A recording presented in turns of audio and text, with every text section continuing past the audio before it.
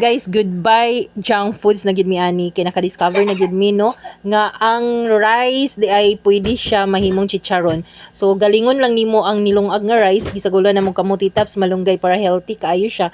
Din sa mga kani mga plato or whatever no nga dili siya maglanay sa init. Dinha nimo ibamutang no siya ang imong mga ginaling og imo pud nang timplahan kay para lami kayo sa imong i-arrange din imong i-slice daan kay para pud dili mamilit. So na ako stick paper man yata akong gibutang ani kana kung sa baking paper mo'y gibutangan kay para dili siya mamilit gyud. So dito din siya sa atop ibulad sa init kaayo sa mga 2 to 3 days mauga na ni siya og mao na din iyang result.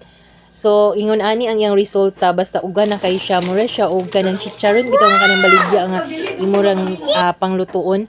So sa kalha, pasensya naman sa among kalha kay limpyo kaayo. Gamay ra gyud kay among oil kay gidali-dali gyud ni namo og galuto kay amo gusto na jud namo i-try kay uga naman gud kayo nya nagabin-an man mig uli so gusto namo matistingan.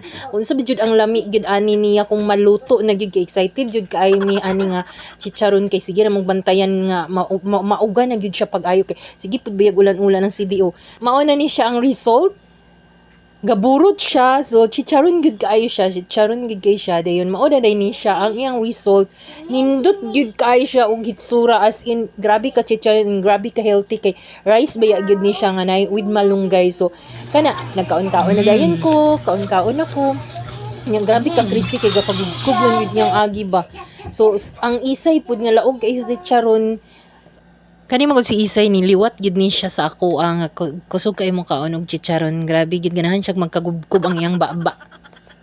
Naana gyud mi nakita nga perfect gyud para kang Isay.